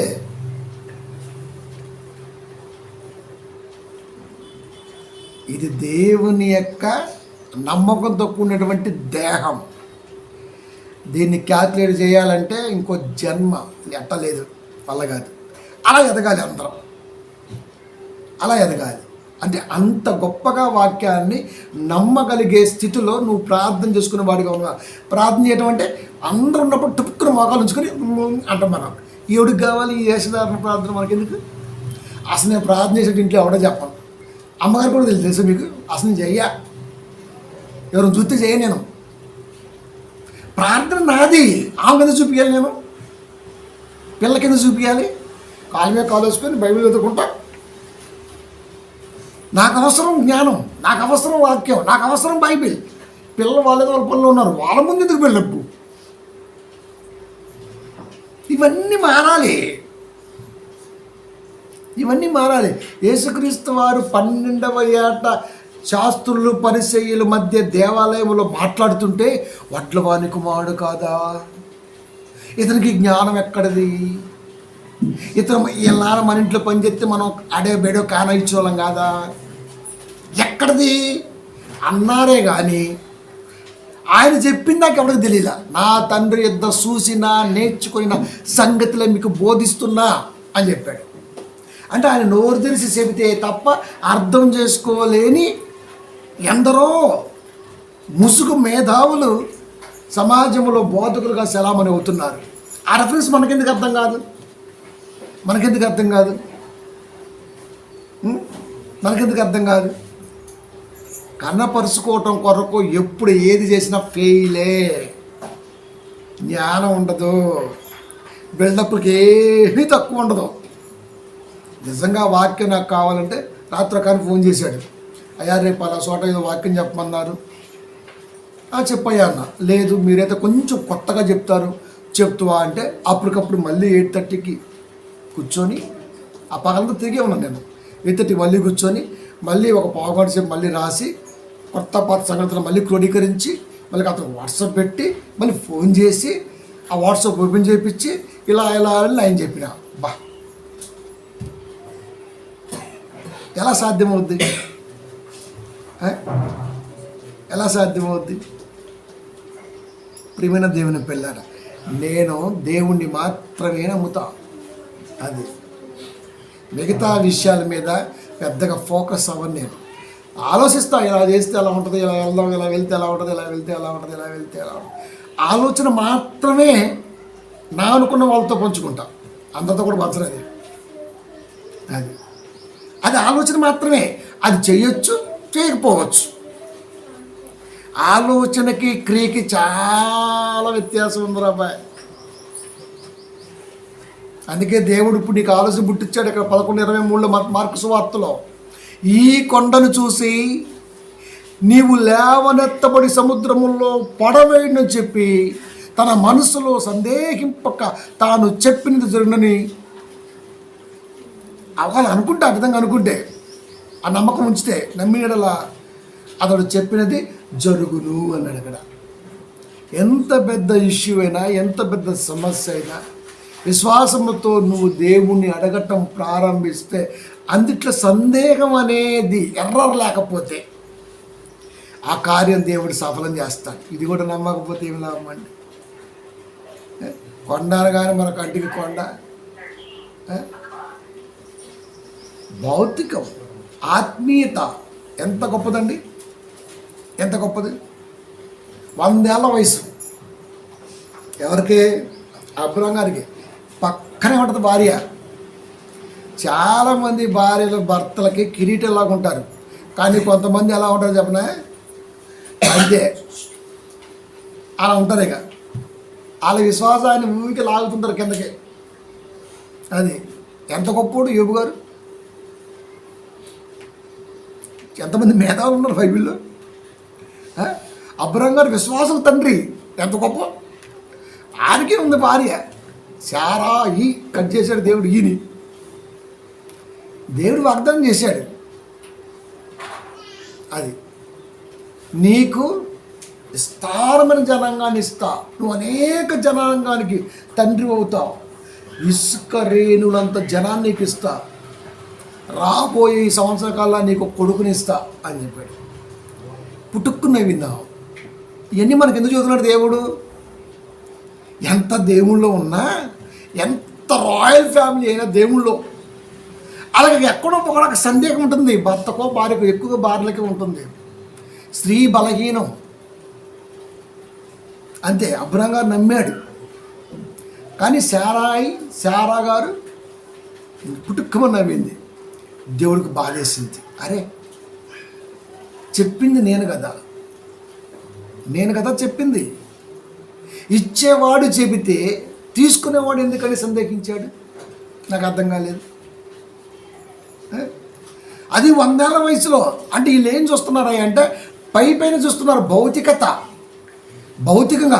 ఈ కంటి ముందు మనం ఏం కోరుకుంటాం అంటే, ప్రభా ఈరోజు ఏ సమస్య లేకుండా తీసుకెళ్ళి నేను బాగా తిని సోఫాలో మంచి పడుకుంటా. అది ఒక మంచి సినిమా పెట్టుకొని పడుకుంటా. ఇప్పుడు ఉందనుకో, నష్టం ఏంటి? నీకే ఉందా? చాలామంది పశువులు కొన్ని చూడండి, వాటికి ఏ జబ్బు ఉందో ఏ రోగం ఉందో మనకు తెలియదు. పాపం డొక్కు ఇరుతూ ఉంటాయి. మనం పెద్ద పట్టించుకోం అనుకుంటాం మనం. ఎందుకంటే అది మన జాతి కాదు, మన బ్లడ్ కాదు, మన చుట్టం కాదు, మన బిడ్డ కాదు. అందుకే పెద్ద పట్టించుకోం. నిజంగా నీలో ఇమ్యూనిటీ ఉంటే దాని మీద మనసు పెడితే ఆలోచిస్తాం, ఈ ప్రాణి ఎంత బాధలో ఉందో. మనం ఎందుకుంటాం? మనం వాటికంటే ఘోరంగా ఉంటాం. మనకు అంత జ్ఞానం ఉంటుంది మనకి. దాని ప్రాణమే కదా ఇచ్చింది, ఆయనే కదా. నీది ప్రాణమే కదా ఇచ్చింది, ఆయనే కదా. నీకంటే ముందు బాధపడే, బాధను వ్యక్తపరిచే, బాధను తీర్చే ఓ మాట శక్తి, ఆలోచన శక్తి మైండ్లో పెట్టినప్పుడు చిన్న దాని బాధని అర్థం చేసుకోలేకపోతే ఇక నీ బాధలకు నీలో భరోసా ఎక్కడ ఉంటుంది? పోవాలా, మంచిగా తినాలా, హ్యాపీగా పిల్లలతో కలిసి కూర్చొని నవ్వుకి నవ్వుకుంటూ ఉండాలా, రోజు గడిచిపోవాలా. ఏ సమస్య ఉండకూడదు. సమస్య లేకపోతే అసలు నీ పుట్టుక వేస్ట్. ఇంకా అది యేసుక్రీస్తు వారికి 33 నెలలు ఎక్కడ ఉంది, ఆయన చదువుతాం మన రెఫరెన్స్, మళ్ళీ వాక్యం చదువుతాం, అయ్యో మహానుభావుడు ఎంత కష్టపడ్డాడు అయ్యో అంటాం. ఎందుకు ఈ ఏడుపు? 5:7 ఎప్పుడు ఏమనుంది? శరీరధారి అయిన దినాల్లో మహారోదనతోను. నీకు మహారోదన ఉందా? మనం ఇంకా అదృష్టవంతులే కదా, ఆయన అంత లేదు కదా మనకి. ఇక్కడ మనిషి ఎందుకు కృంగిపోతున్నాయా అంటే, నిజమైన క్రైస్తవుడు ముఖం మీద ఎప్పుడు కూడా చిరునవ్వే ఉంచుతాడండి. ఎప్పుడైతే మనం ముఖం మీద అలా ఆలోచన పెట్టామో ఆటోమేటిక్గా ముసలితనం వచ్చేద్ది అంతే. దేవుడు అంటాడు, ఎందుకు దీ ముఖానికి ముసలితనం తెప్పితే దరిద్రం వెళ్ళిపోద్ది. ఇంకా తెలుసా, తినే ఫుడ్ని బట్టి తాగే వాటర్ని బట్టి అది కొద్దిగా పనిచేసింది. ముందు నీలో ఉండాలి జీవం అనేది. కాదా ప్రియమైన దేవుని పిల్లారా? 100 ఏళ్ల వయసులో 74 సంవత్సరాల వయసులో వాగ్దానం చేస్తే 25 సంవత్సరాలు ఎదురు చూశాడండి. ఏ రోజు కూడా దేవుని మళ్ళీ అడగల. ఇస్తానన్నా ఆయన ఇవ్వకపోతాడా? దాని గురించి మనకెందుకు? ఏమన్నది నిజమైపోయింది. అంతే అంటాలే, నువ్వు అలా నమ్మేస్తుంటావు అని. అందుకని ఆగ్రహం తెచ్చి పడేసింది. ఆడే ఇష్మాయిల్ మన మీద గొర్రెలు పెట్టి కలుతున్నాడు. అది కాదా? మరి మనకెందుకు లేదు? బైబిల్ని ఎప్పుడు కూడా మనం ఓన్ చేసుకోకపోతే బలహీన పడిపోతాం. మళ్ళా చెప్తున్న, సమస్య అనేది జస్ట్ నీతో ఆడుకునే క్యాలం బోర్డులో కాయిన్ లాంటిదే అంతే. దానికి కృంగిపోయి కుసించిపోయి తలనొప్పులు తెచ్చుకొని ట్యాబ్లెట్లు వేసుకొని దిండంత మోకాల కింద పెట్టుకుని ఉషో రొత్తుకుంటా ఏందిరా ఈ బతుకు? అప్పుడు అనిపించాలి నిజంగా దీన్ని కూడా నేను భరించలేకపోతే ఈ జన్మ వేస్ట్, రైలు కింద చచ్చిపోదాం, రైలు పట్ట చూసుకోవడం పోవటమే, ఇంకా ఇలా పోయిన నరకమే, అలా పోయిన నరకమే. అంశం సమర్థతకు సందేహం ఉండున. అంటే సమర్థులు కాదని మనకి మనమే స్టాంప్ వేసుకున్నాం. నేను అలా ఉండలేను. నేను ఏదైనా పెద్దగా అది చాలా చాలా జాగ్రత్తగా ఆలోచిస్తాను. ఇది సమస్యే కాదు, ఇది మన ముందుకు వచ్చినటువంటి ఓ బెదిరింపు కాల్ లాంటిది అంతే. ఎందుకంటే బైబిల్ చదువుతుంటే తేలిపోతుంటుంది అది, ఎంత పెద్దదైనా సరే. అలాంటప్పుడు యేసయ్యను నమ్ముకోవటం వ్యర్థమే, అలా కానప్పుడు కదా. కాబట్టి కొండ అంటే ఇక్కడ ఏం అర్థం చేసుకోవాలి? కొండ అంటే నీ చేత కానిది, నీ వల్ల కానిది నువ్వు ఫిక్స్ అయ్యామే, అది ఆ పెద్ద సమస్య, ఆ పెద్ద బాధ్యత, ఆ పెద్ద ప్రాబ్లం ఏదైనా కానివ్వండి. అప్పుడు ఏం చేయాలా? నీ వల్ల కాదని నువ్వు డిసైడ్ అయిపోయినప్పుడు నీకు సపోర్ట్ ఉన్నాడు కదా. అడుగుడి మీకు ఇవ్వబడును. నువ్వేం అడుగుతూ? విశ్వాసతో అడుగు. ఒక సమర్థుడిగా ఉన్నావు కాబట్టి ప్రార్థనలో దేవుళ్ళు నువ్వు అడుగు, ప్రభు ఇది నాకు అసాధ్యమే, నీకు సాధ్యమే, అయిపోయాయి. అప్పుడు నిన్ను నువ్వు దేవుడు చూపిస్తూ దేవుడు ఏంటో లోకానికి చూపిస్తున్నావు. ఎంత గొప్పగా ఉందండి.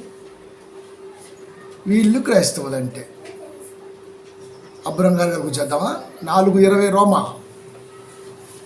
అపోస్తుడైన పౌలు రోమా సంఘానికి ఉత్తరాన్ని పత్రికను రాస్తూ 4వ అధ్యాయము 20వ వచనము, ఆయనను విశ్వాసము ద్వారా బలము పొంది, బలం దేని ద్వారా పొందాం మనం? విశ్వాసం, నమ్మకం. ఈ రోజున ఇంత బలంగా ఉన్నామంటే ప్రోటీన్ ఫుడ్ తిని కాదు, అది దేవుడు పెట్టాడు నీకు కావాలని, ఆ నమ్మకం కావాలి. గుడ్డు ఎవడిచ్చాడు? ప్రోటీన్ ఫుడ్ అనే పదం వెనకాల దేవుడు ఉన్నాడా లేదా, అది జ్ఞప్తికి రావాలా వద్దా? అది నువ్వు పెట్టుకున్న పేర్లు ప్రోటీన్లు, విటమిన్లు, డిమిడిక్లు అని అంతే. అవన్నీ ఎక్కడి నుంచి వచ్చాయి? మూలం ఎక్కడిది? దేవుడు కలిగించిన ప్రకృతిలో అదే. ఇప్పుడు ప్రోటీన్ ఎవరు మనకి? దేవుడు. విటమిన్ ఎవరు మనకి? దేవుడు. అదే చెప్పేది. విశ్వాసము ద్వారా బలము పొంది దేవుణ్ణి మహిమపరిచి ఆయన వాగ్దానము చేసిన దాన్ని నెరవేర్చుటకు సమర్థుడని నిశ్చయముగా నమ్మి, వాగ్దానము చేసిన దాన్ని దేవుడు వాగ్దానం ఎప్పుడు చేస్తాడు? నువ్వు నిజంగా నమ్మకంగా ప్రార్థన చేస్తే ఈ ప్రార్థన ఆయనకి వెళ్ళిపోద్ది. ఆయన ఆల్రెడీ ఆన్సర్ ఇచ్చాడు. నువ్వు చేసిన ప్రార్థనకి ఆన్సర్ పొందుకున్నావని నమ్మటమే సమర్థత. అంత సమర్థత మనలో ఉందా? నేను ప్రార్థన చేశా, నా దేవుడు తీసుకున్నాడు. నువ్వు సమర్థుడివి, నమ్మినవాడు సమర్థుడు. నమ్మి అవిశ్వాసం వలన దేవుని వాగ్దానమును గురించి సందేహింపలేదు. అవిశ్వాసం అనేది లేదు, విశ్వాసం ఉంది. కాబట్టే ఆ వాగ్దానాన్ని, దేవుని ఇచ్చినటువంటి వాగ్దానాన్ని అబ్రహాము గారు స్వీకరించారు. మూలం విశ్వాసం. అంటే అందుకనే అంత నమ్మాడు. కాబట్టి అప్పుడు ఏమీ లేదు, గ్రంథాలు లేవు, ధర్మశాస్త్రం లేనప్పుడే అబ్రహాము దేవుణ్ణి నమ్మెను, అది అతనికి నీతిగా ఎంచబడిను. ఇన్ని పేజీలున్నా, ఇంతమంది గ్రంథకర్తలున్నా, ఇన్ని వందల సంవత్సరాలుగా బైబిల్ మానవాళి కొరకు ఎదురు చూసిన వారి లిపిలోకి వచ్చిన ఎంతోమంది ఇంటెలెక్చువల్ అనే కాపర్లు వాక్యాలు చెబుతున్నా మనలో ఎక్కడో ఇంకా ఆ హోల్ అనేది ఉన్నది. అంటే నిజంగా మనంత దౌర్భాగ్యం ఇంకొకరు ఎవరు ఉండరు. ఎంత గొప్పదండి, ఎంత గొప్ప భరోసా. విశ్వాసము ద్వారా బలము పొంది దేవుణ్ణి మహిమపరిచి ఆయన వాగ్దానము చేసిన దానిని నెరవేర్చుటకు సమర్థుడిని నిశ్చయముగా నమ్మి, 100 ఏళ్ల వయసులో తండ్రి కావడం అంటే మామూలు విషయం కాదు. 50 ఏళ్ళు టచ్ అయితేనే కాళ్ళ నొప్పులు, కీళ్ళ నొప్పులు, ఆ నొప్పులు, ఈ నొప్పులు, వెన్నుపూస నొప్పులు మొత్తం అరిగిపోతుంటే ఇంకంత యాడికాడికి అరగవా? మరి అరగవా? అరుగుద్ది. కొంత మన తప్పిదం ఉంటుంది, కొంత కాదు 80% మన తప్పిదమే ఉంటుంది. శరీర అవయవాల ప్రాబ్లమ్స్ అనేవి మానవాళి తప్పిదాలకే ఎక్కువగా ఛాన్స్ ఉంటుంది. తీసుకునే ఆహారం, ఆలోచించడం వల్ల కూడా మైండ్ ఇటు అవుతుంది. తెలుసా మీకు? నువ్వు ఎక్కువగా ఆలోచించు, మెడ తిరగదని నీకు అటు ఇటు. ఎందుకు? నరాలు చిన్న మెదడు పెద్ద మెదడు పనిచేయటమే కాకుండా వెన్నుపూసకు సంకేతాలు ఇచ్చి, ఆ వెన్నుపూస నుంచి మళ్ళా నీకు సంకేతాలు వచ్చి ఇవన్నీ హీట్ అయ్యి చివరికి బ్యాండ్ వేసుకోవాలి. దేవుడు ఏం చెప్పాడు? ధ్యానం మోరవదు, మోర ఏం పీకలేనప్పుడు ఏం పీకకుండా ఉంటమే మంచిది. నిజంగా చెప్పాలంటే అది మనం ఏం పీకలేమని తెలిసిందనుకో, ఏం పీకకుండా ఉంటమే మంచిది. ట్రై చేసి అనుకో పోతాం మనం.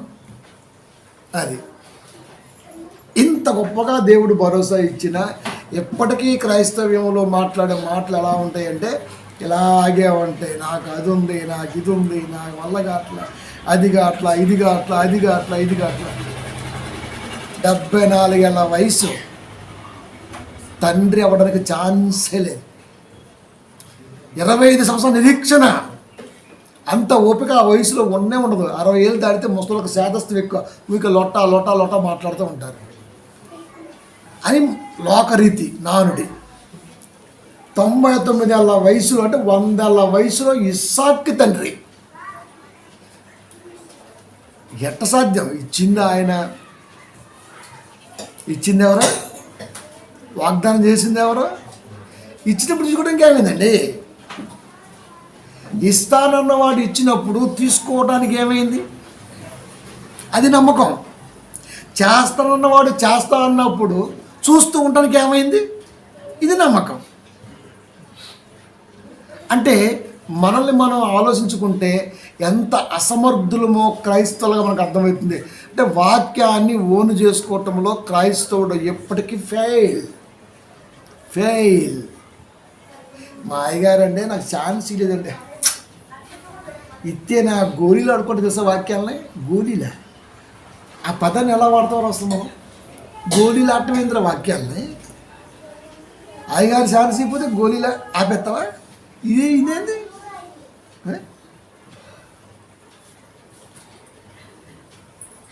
వాక్యానికి గోలికే సంబంధం అండి అసలుకి. ఇది ఎక్కడ జనాల దగ్గర క్లాప్స్ కోసం.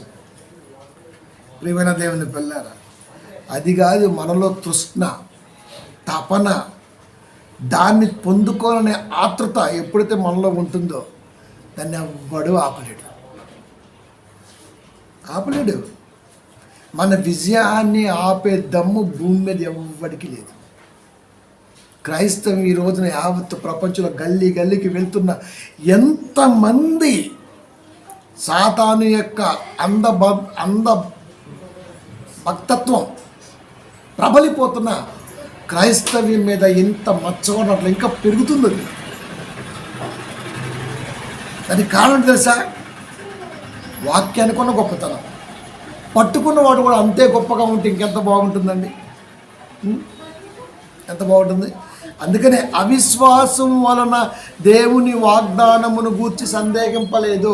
అతనిలో అవిశ్వాసమే లేదు కాబట్టి విశ్వాసముతోనే దేవుని వాగ్దానాన్ని నమ్మాడు. ఎంత గొప్ప మంచి మాట. అంటే మనల్ని మనం పరీక్షించుకుంటే నేను నమ్ముతున్న వాక్యం విశ్వాసం యొక్క లెవెల్ ఎంత, పర్సంటేజ్ కదా, లెవెల్ ఎంత. నేను నమ్మిన వాక్యం, నా విశ్వాసముతో దీన్ని నేను టెస్ట్ చేయగలిగితే దీంట్లో ఉన్న పర్సంటేజ్ ఎంత. ఒకవేళ బలంగా ఉందనుకోండి, మనం దేనికి కదలం. రీసెంట్గా 2 రోజుల క్రితం ఒక ఆయన అంటున్నాడు, అన్నా ఒక ఆయన కలుద్దామన్నా నీకు 5 కుంటలు ఇస్తున్నాడా మంచి తీసుకున్నాను. నేను అన్నా ఒక్క అరకుంట కూడా వద్దు నాకు. నేను వాడి కాడికి వెళ్ళి కాళ్ళు చేలు పట్టుకొని కాళ్ళు కట్టుకొని నిలబడినా. అసలు నేను ఎవరి దగ్గర నిలబడను తెలుసా. ఫస్ట్ ఆఫ్ ఆల్ మీకు ప్రేమిస్తా, వాడు ఎక్కడ పిలిచినా పోతా, కానీ కాలు మొక్కటాలు ఇవన్నీ చెయ్య.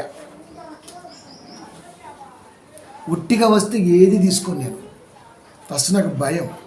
ఎందుకంటే నేను సమర్థుడని 50 రూపాయలతో వచ్చాను తెలుసా మీకు. ఎన్నోసార్లు చెప్పిన 50 రూపాయలే, హైదరాబాద్ అడుక్కి 50 రూపాయలే. ఈ సంవత్సరం చూశారనుకో మీరు కళ్ళు తిరిగిపోతారు. నన్ను చూడాలని వచ్చింది.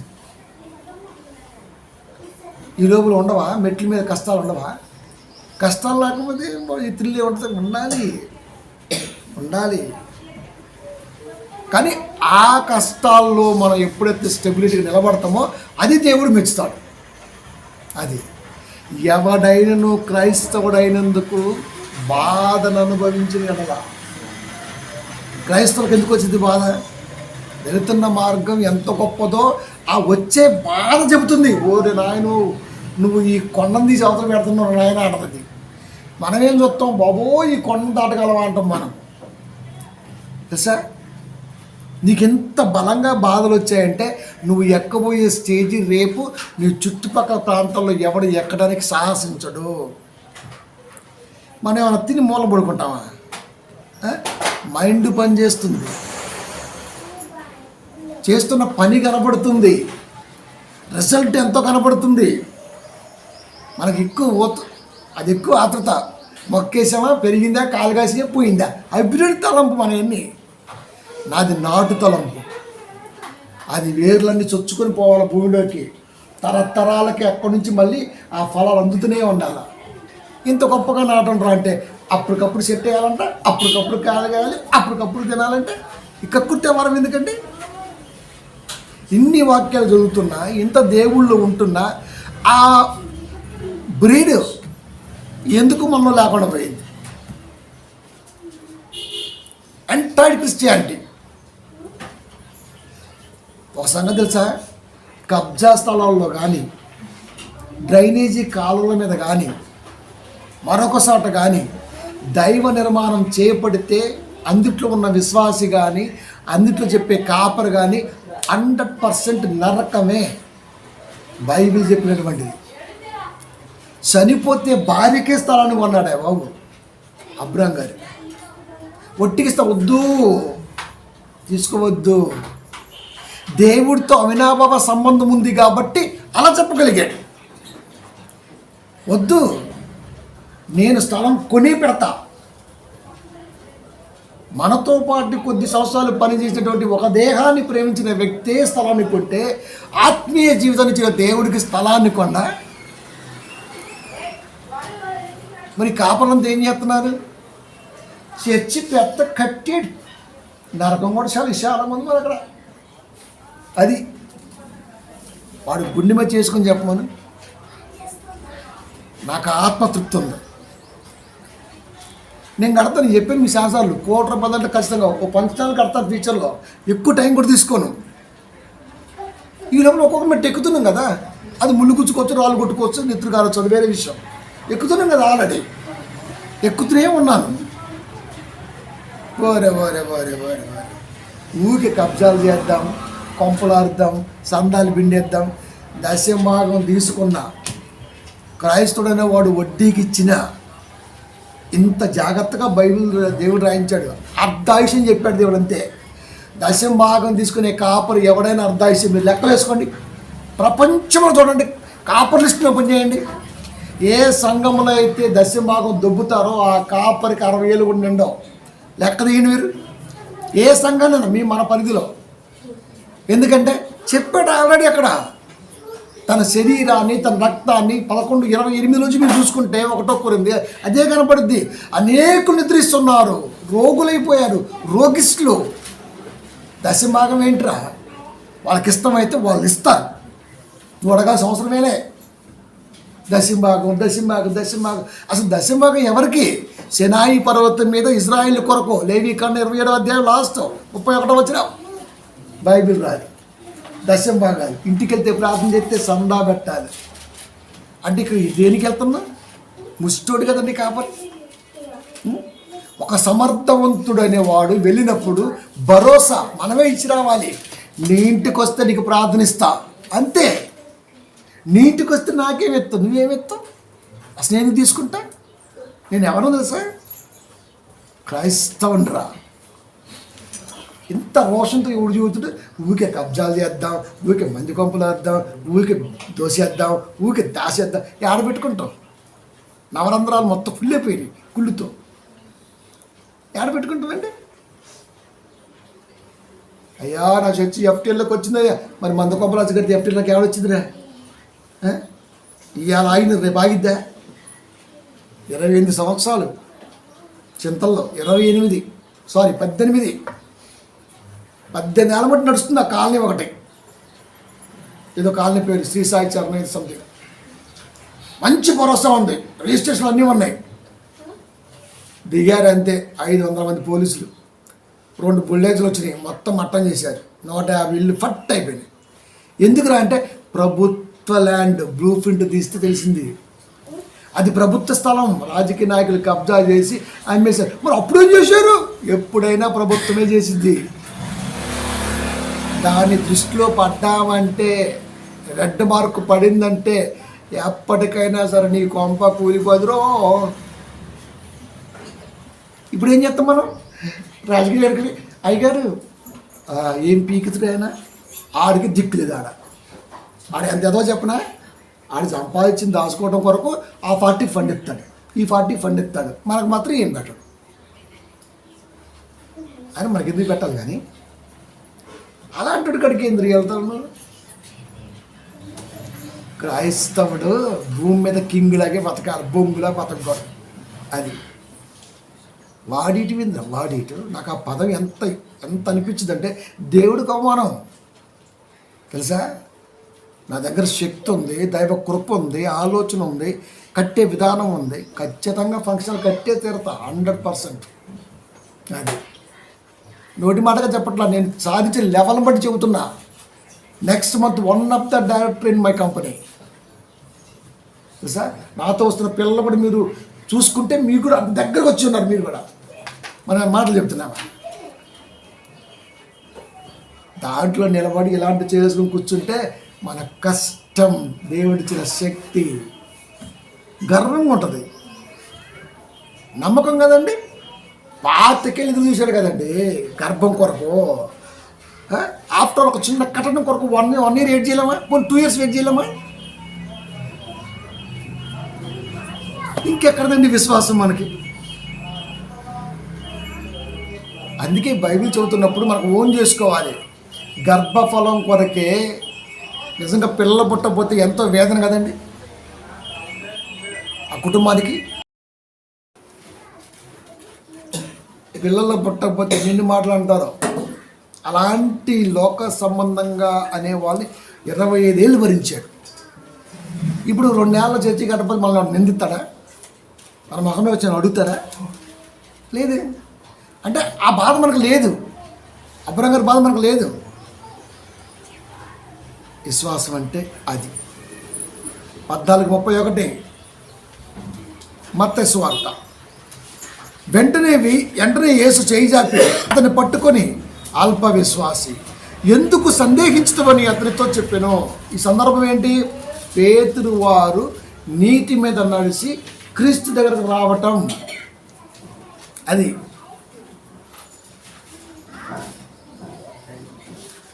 పడవలో వెళ్తున్నారు. క్రీస్తుని సముద్రంలో ప్రత్యక్షమయ్యాడు. భయపడద్దు నేనే అన్నాడు. అంతే. అమ్మయ్య నమ్మాడు. నేనే అనగానే నమ్మాడు. అమ్మాయి అయినా మన యేసుక్రీస్తు అని. ఇప్పుడు ఒక మాట అన్నాడు, నడిచిరా అన్నాడు. అంతే. కథం. సముద్రములో యేసుక్రీస్తు వారు కనబడితే నేనే అంటే నమ్మాం, నడిచిరా అంటే మాత్రం నమ్మల. ఇప్పుడు ఎవరు నమ్మాం మనం చెప్పండి? నేనే అన్నాడు పేతురు గారిని, వీళ్ళంతా శిష్యులు సముద్రంలో ఉన్నప్పుడు పడవలో. నేనే, భయపడుతూ దెయ్యాన్ని కాదు భూతాన్ని కాదు, నేనే యేసుని. అమ్మయ్య హ్యాపీ, నడిచిరా. యేసుక్రీస్తు తలుచుకుంటే ఇలా అంటే వచ్చేస్తారు, కానీ నడిచిరా. యేసునైతే నమ్మారు, మాటనైతే నమ్మలేదు. ఇవాళ క్రైస్తవుల బ్రతుకులు మొత్తం ఇలాగే ఉన్నాయి. యేసు అంటే అబ్బో అసలు ఆ ప్రార్థనలు కానీ ఆ మాటలు కానీ ఇంకెవరో చుట్టాలు పక్కలు కొంపకొత్తే చాలు ఇంకా అలా చంపిస్తూ శాట్లు పెడతాం మనం, ఊరగాయ పెడతాం మనం. కానీ మాట మాత్రం నమ్మం. మాట అంటే వాక్యాన్ని నమ్మం. 25 ఏళ్ళ నిరీక్షణ నాకెందుకు లేదు. యేసు నమ్మటం. అందుకని ఇలాంటి చెప్తుంటుందని యేసుక్రీస్తులో చేసే ప్రార్థన ఏంటి తెలుసా? యోహాను సువార్త, తండ్రి నా యందు నీవును నీ యందు నేనును ఉన్నలాగున వీరును మన యందు ఏకమై ఉండాలి అని వారి కొరకు నేను ప్రార్థించుట. లేదు, ఇది శతబ్యాచిది. అయా నా యందు నువ్వు ఉన్నావు, నీ యందు నేనున్నా. కానీ వీళ్ళకి చెబుతున్నా, వీళ్ళు నీ యందు నా యందు ఉండాలని నేను అనుకోవట్లేదు. వీళ్ళు అలాగే ఉంటారు, ఎందుకంటే వాళ్ళకి అలవాటు అది.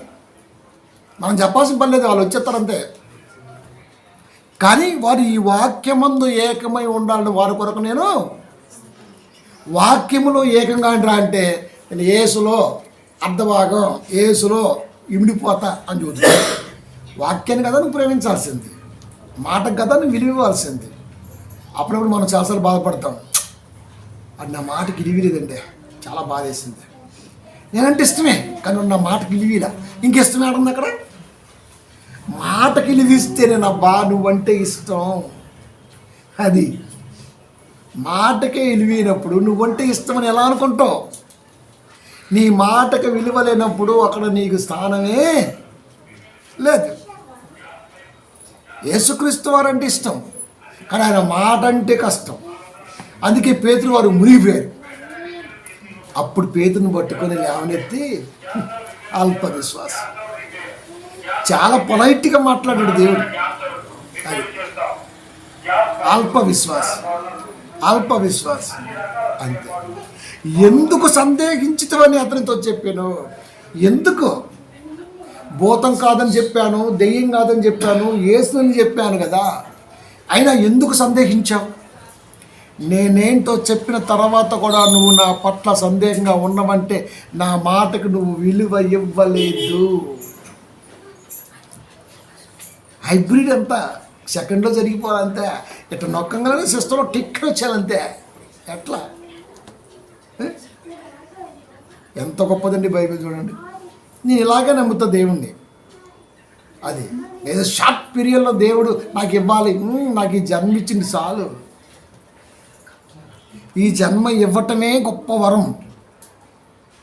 ఒక అండంగా తల్లి గర్భంలో ప్రవేశపెట్టి ఏది కూడా ఇబ్బంది కలగకుండా నన్ను భూమి మీదకి తీసుకొచ్చేసాడే, ఇంతకంటే ఇంకేం కావాలి? ఎందుకంటే ఇంకేం కావాలి? చాలు. అయినా సరే ఇంత ప్రపంచాన్ని ఇచ్చాడు, ఇంతమంది ఆత్మీయుని ఇచ్చాడు, ఒక కుటుంబాన్ని ఇచ్చాడు, ఒక లక్ష్యాన్ని ఇచ్చాడు. ఆ లక్ష్యం నడిపించేది కూడా ఆయనే, నడిచేది మాత్రమే నేను. నాకు సంబంధమేలే, ఆయనే నడిపిస్తాడు. ఇంత నమ్మకం లేకుండా పాటలు ఎందుకు, ప్రార్థన ఎందుకు, వ్యక్తిగత జీవితంలో దేవుడి గురించినటువంటి మాటలు సొలటం ఎందుకు? అసమర్థత పరిపూర్ణంగా కనబడుతుంది అక్కడ. ఇంత సందేహం కూడా ఉండదు. మీరు నిజంగా చెప్తున్నా, ఇంత సందేహం కూడా ఉండదు. నాకు అసలు సందేహించను. అది ఆలోచిస్తా అంతే. మనిషిగా ఒక ఆలోచన ఉంటుంది కాబట్టి ఇలా వెళ్తే ఎలా ఉంటుంది, ఇలా వెళ్తే ఎలా ఉంటుంది, ఇలా వెళ్తే ఎలా ఉంటుంది, ఇలా వెళ్తే ఎలా ఉంటుంది, అలాగని వాళ్ళ ఆలోచన తీసుకుని నేనేదో ఫాలో అవుతాను కాదు. అది నాలో ఉండటం ఎందుకు? అలా పడేస్తే ఒక మాట చెప్తారు కదా వాళ్ళే. నిర్ణయం మాత్రం ఫస్ట్ వెళ్ళిపోయింది అక్కడికి. ఇదే చేస్తా, డూ ఇట్, అది. కానీ ఇది కూడా చేస్తా, ఇది చేస్తావా సరే కానిచ్చే. ఎంత గొప్పదండి. ప్రియమైన దేవుని పిల్లారా, అంటే క్రైస్తవుడు ఇలా ఉంటాడంటే, క్రైస్తవుడు అంటేనే ఇలా వేరే ఉండండి అంటే అర్థం ఇది. ఫస్ట్ చెప్పిన మీకు ఒక బుడేగాడు, దేవుడు మనం ఏరే ఉండమంట. ఏరే అంటే తలంపులు, జనాల్లో కాదు. అది కూడా మనం బయటికి చెప్పకూడదు. తలంపులు మళ్ళా నిర్ణయాలు కూడా చెప్పకూడదు. ఇంత జాగ్రత్తగా నువ్వు మోటివేషన్లో ఉండరా నాయన అంటే ఊరి ఆలోచన తగలయ్యా. అందుకే పేతురు గారు అన్న మాట యేసుక్రీస్తు వారు. అలాగని పేతురు గారు మనం ఇప్పుడు తక్కువ, పేతురు గారిని మనం ఎందుకు చేస్తాం తక్కువ? పేతురు గారు మనకి మార్గుడు, పితరుడు. అంతగా నడిచిన ఆయన కూడా మాటని ఎందుకు, మనకు అంత బాండింగ్ లేదు. క్రీస్తు దేహముతో మనతో సహవాసం చేయలా, వాక్యంతో చేస్తున్నారు, మాటతో చేస్తున్నారు. క్రీస్తును చూసిన ఆకళ్ళు, క్రీస్తు మాట కన్నా ఆ మనిషి అయినా సందేహాన్ని వ్యక్తపరిస్తే, ఆఫ్టర్ ఆల్ మనం ఈ మాటకి ఇంత విలువిచ్చి సందేహం లేకుండా ఎలా ఉంటాం అని ప్రశ్నించుకోవడం కొరకు మనం ఆలోచించాలి. మనమే గ్రేట్గా ఎదగాలి. అది 14:31 మత్తయి సువార్త. వెంటనే యేసు చేయి చాపి అతన్ని పట్టుకొని, పేతురు గారిని పట్టుకొని, అల్ప విశ్వాసి ఎందుకు సందేహించుతావని అతనితో చెప్పినావు? ఎందుకు సందేహించావు? నేను ఎవరినో చెప్పినా అయినా సరే ఎందుకు సందేహించావు? నేనేం చేస్తానో చెప్పినా, నేను ఎవరినో చెప్పినా అయినా ఎందుకు సందేహించావు? ఆన్సర్ లేదు. పేతురు గారు మౌనం. అది అలా ఎన్నో సందర్భాల్లో వాళ్ళని ఎత్తుక్కుంటూ లేపుకుంటూ ఒక గొప్ప టీమ్గా తయారు చేశాడు, ఆత్మీయ టీమ్గా. మనం ఎక్కడే ఉండాలా, ఎదగాల. సందేహించు వారిని మనం ఎప్పుడు కూడా శాపాలు పెట్టకూడదు. అది కొన్ని వాళ్ళ మీద మరొకటి ఏది ప్రదర్శించకూడదు. కనికరించాలి. కనికరం అంటే ఏంది? అయ్యో ఇది కూడా తెలియకుండా క్రైస్తవుడు వీడు ఉన్నాడంటే నిజంగా దేవా, అంతే. కనికరం అంటే అంతే.